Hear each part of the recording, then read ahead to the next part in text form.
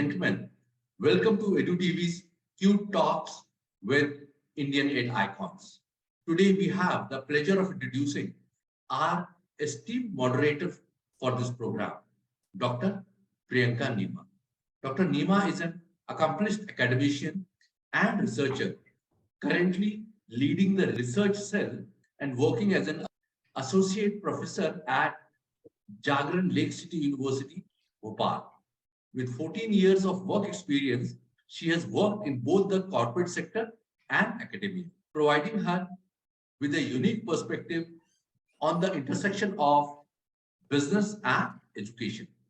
Dr. Nima has published 11 research papers in various reputed international journals, including Scopus and ABDC Index, and presented in prestigious conferences like Academy of Management Academy of International Business and INDA in India.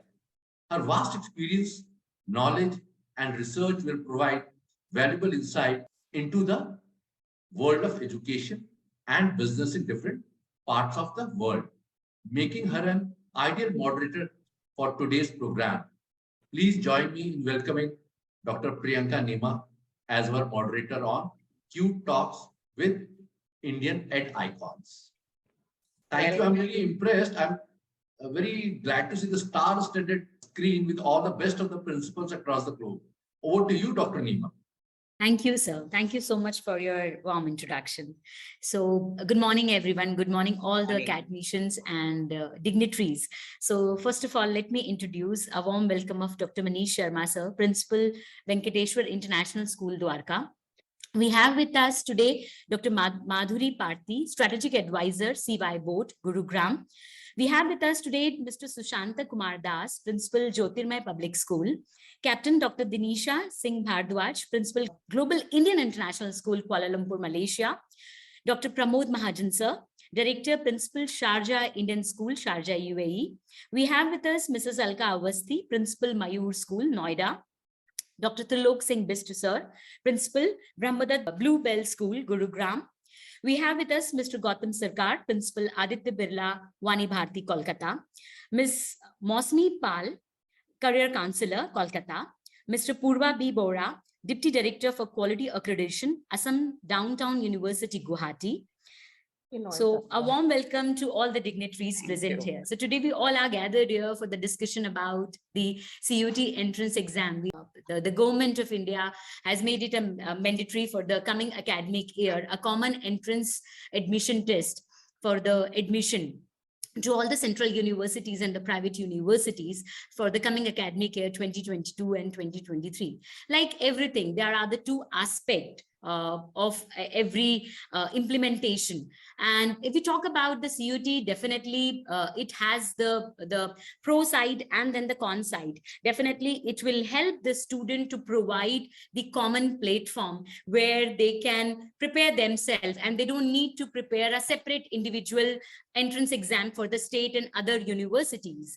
And if we see the other side of it, definitely to a certain extent, it will blur down the importance of 12th, what we used to feel, the 12th percentage, which used to be a criteria at the time of the entrance exam. To a certain extent, it will blur the importance of that as well. Now, talking about more in depth, and I think it's wonderful to hear the perspective of all the dignitaries who are present here.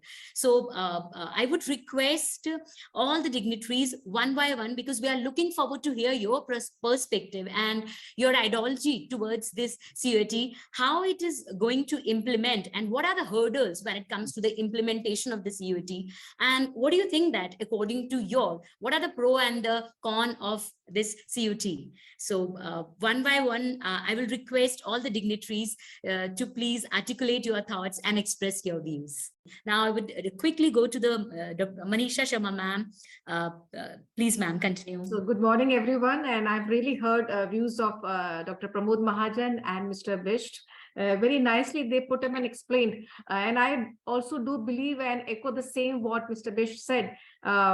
Of course, we cannot do away the precious years of the school education. So what are we doing? What can be done? That is the thing.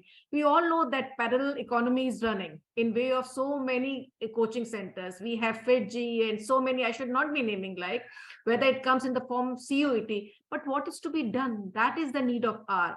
This is a very strongly, I mean, I can feel the ripples and which is happening, that children feel they are seeking admissions in non-attending schools and so many other schools just because the class strength percentage is not required. But what Mr. Mahajan also said, that if those skills are not being honed at school level, whether it is MCQs, which we are already doing because that is the integral part of everyday learning process, assertion-based reasoning, all these things are the skill, the language skills, the domains which they will be doing the test, because we all know that there are 3 parts of this CUET. That is the language domain, or the main domain, the subject domain, different subjects are there, and then comes a general test, right?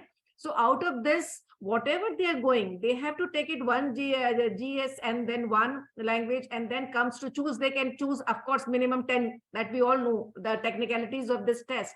But at the same time, if the base is not strong, that parents tend to forget that how can they appear and even can do well and excel well in CUET examination. This is a very, very good initiative.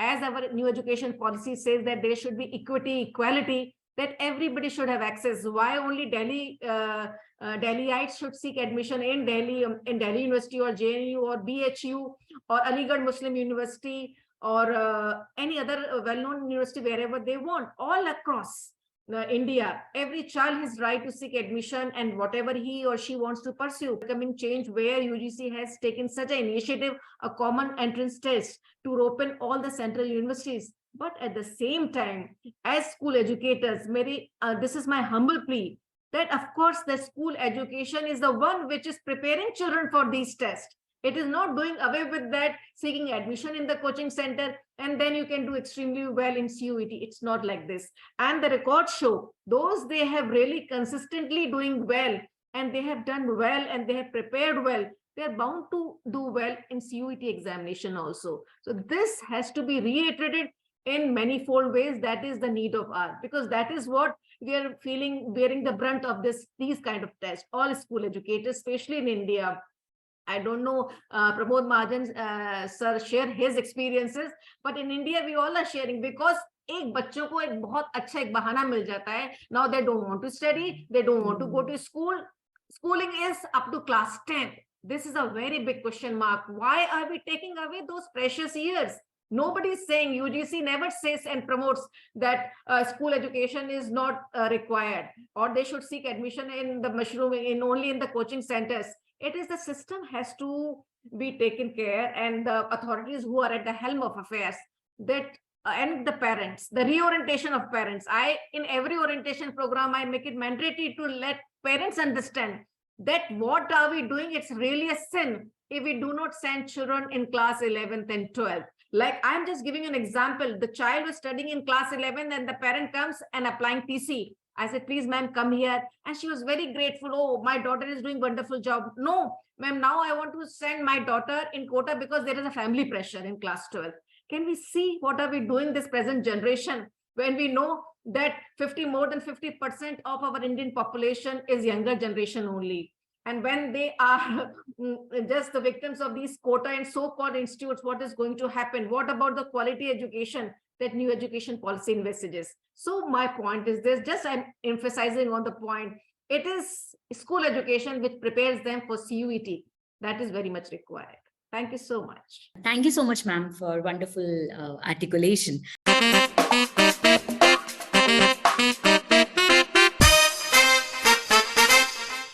Ladies and gentlemen, as students of Delhi Public School, Bangalore East, we, Rashtriya and Melanie, are excited to announce that EDU TV has started a movement for higher education for all.